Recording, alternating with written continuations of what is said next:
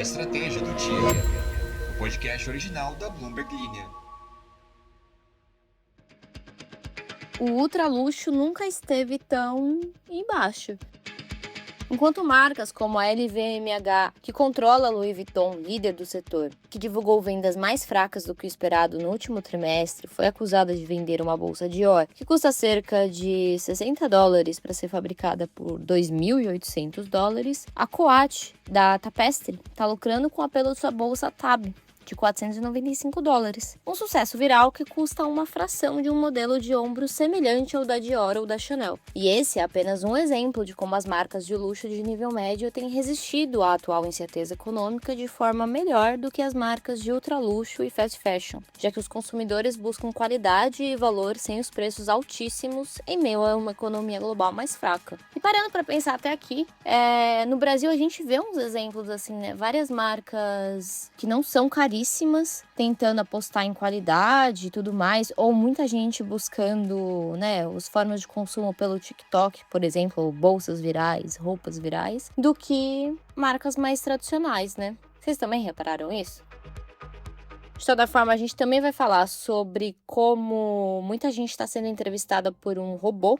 Sim, um robô, eu não tô falando de filme de ficção científica, nem nada do tipo. Mas pro bem ou pro mal, a próxima geração de entrevistas de emprego chegou. E os empregadores estão implantando inteligência artificial que simula ligações de triagem bidirecionais ao vivo usando vozes sintéticas. É o caso das startups Apriora e Rei Milo e da Ribbon, que afirmam que estão observando uma rápida adoção de seus softwares para a realização de entrevistas com inteligência artificial em tempo real por vídeo.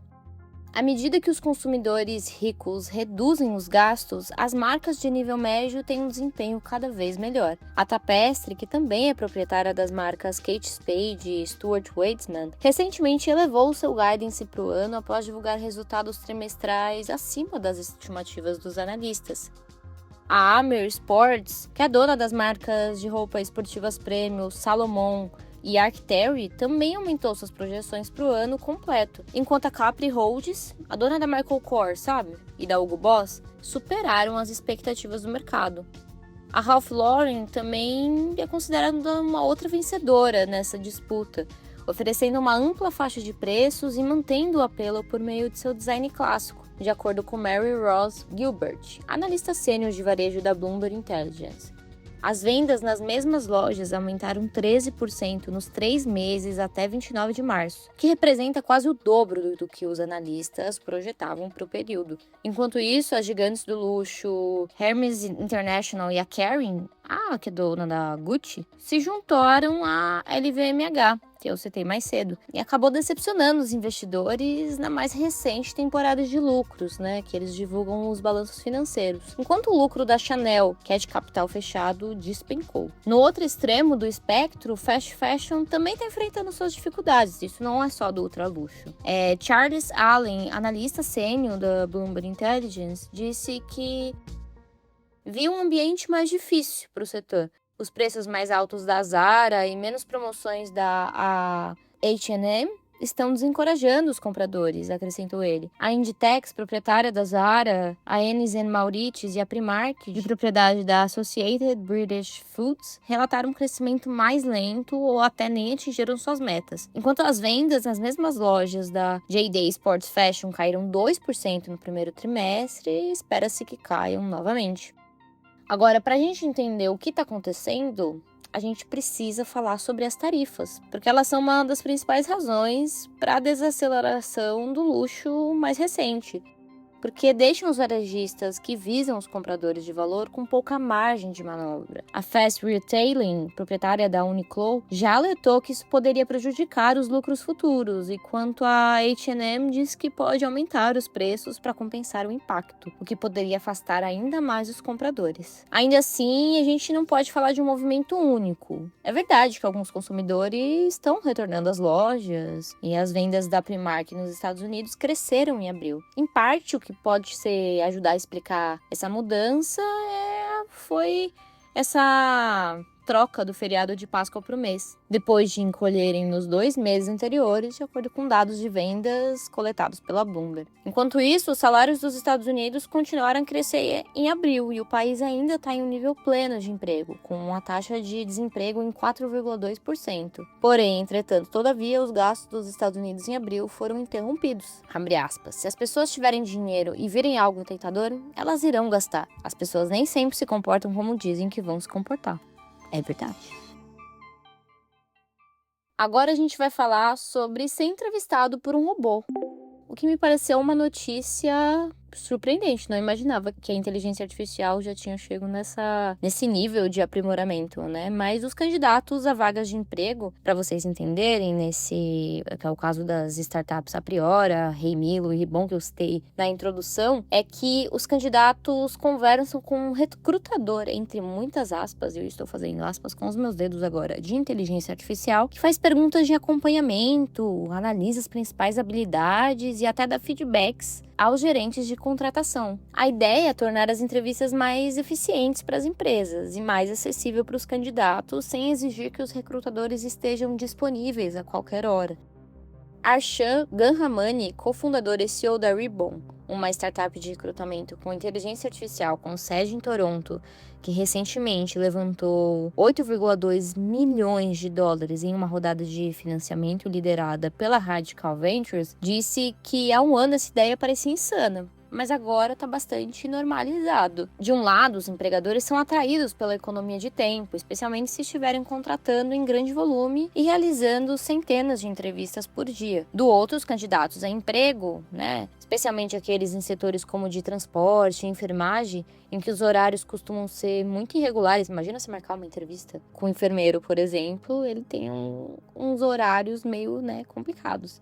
Então, isso pode facilitar e eles gostam, parecem, dessa possibilidade de fazer entrevistas em horários não convencionais. Na própria Impact, uma organização canadense sem fins lucrativos que investe em impacto social, a mudança para as entrevistas com inteligência artificial surgiu devido à necessidade de ampliar o processo de contratação. Tradicionalmente, a ONG contava com inscrições por escrito e entrevistas conduzidas por ex-alunos para avaliar os candidatos. Mas com os planos de contratar mais de 300 bolsistas este ano, essa abordagem rapidamente se pareceu insustentável. Ao mesmo tempo, o crescimento do ChatGPT estava diluindo o valor dos materiais de inscrição por escrito. A Sherilyn Schock, que é cofundadora e diretora executiva da Propel, disse que eles eram todos iguais.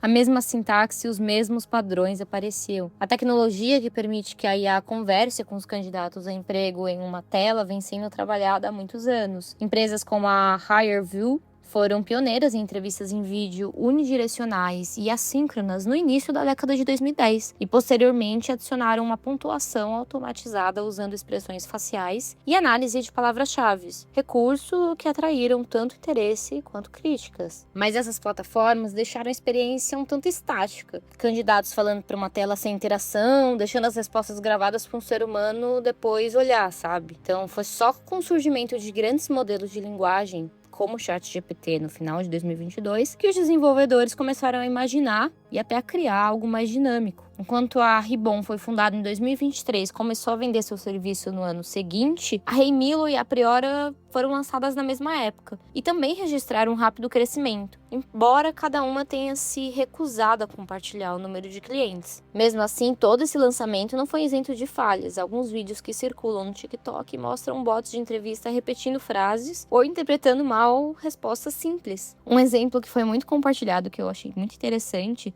envolveu um entrevistador de inteligência artificial criado pela Priora dizendo várias vezes a mesma frase, barra vertical de pilates. Achei muito bom. Aaron Wang, cofundador e CEO da Priora, disse que o erro no modelo de voz que interpretou mal o termo Pilates, e ele disse que o problema foi corrigido imediatamente e enfatizou que esses casos são raros. Não vamos acertar todas as vezes, disse ele. A taxa de incidentes é bem inferior a 0,001%. E embora os vídeos de falha sejam ruins para a reputação das empresas, o CEO da Ribon disse que vê os TikToks tirando o sarro dessas ferramentas como um sinal de que a tecnologia está entrando no mainstream.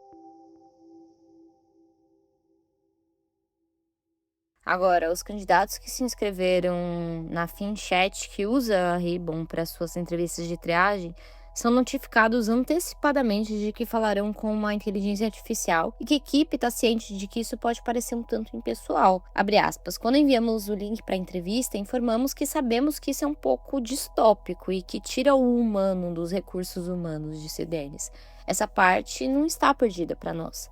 Ainda assim, segundo ele, o formato assíncrono ajuda a ampliar o grupo de talentos e garante que os candidatos mais fortes não sejam perdidos. A Propel Impact prepara também os candidatos, comunicando-se abertamente sobre seus motivos para usar a inteligência artificial nas entrevistas, ao mesmo tempo em que realiza sessões de informação conduzidas por humanos para manter um senso de conexão com os candidatos. E isso já chegou até a ser exigência dos estados. Em Illinois, por exemplo, nos Estados Unidos, eles exigem que as empresas divulguem se uma inteligência artificial analisará vídeos de entrevistas e tudo isso para obter consentimento dos candidatos. Enquanto a cidade de Nova York exige auditorias anuais de preconceito para todas as ferramentas de contratação automatizadas usadas por empregadores locais. Embora a tecnologia de entrevista com inteligência artificial seja usada principalmente para triagens iniciais, o CEO da Ribbon diz que 15% das entrevistas em sua plataforma agora acontecem além do estágio de triagem, em comparação com apenas 1% que era utilizado há alguns meses, o que sugere que os clientes estão usando a tecnologia de novas maneiras. Em alguns casos, as entrevistas são usadas para avaliações técnicas ou até mesmo para substituir entrevistas de segunda rodada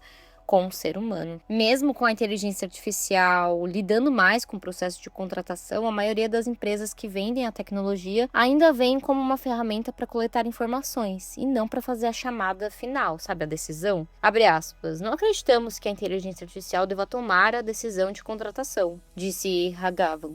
Ela apenas deve coletar os dados para apoiar essa decisão. E vocês, o que acharam disso? Alguém aqui já foi entrevistado por um robô? Eu sou a prima Nayara, a substituta que está cobrindo as férias Reborn do Alan, ou algo assim. As informações são da Bloomberg News e o episódio foi editado por Lorian Queiroz. Uau!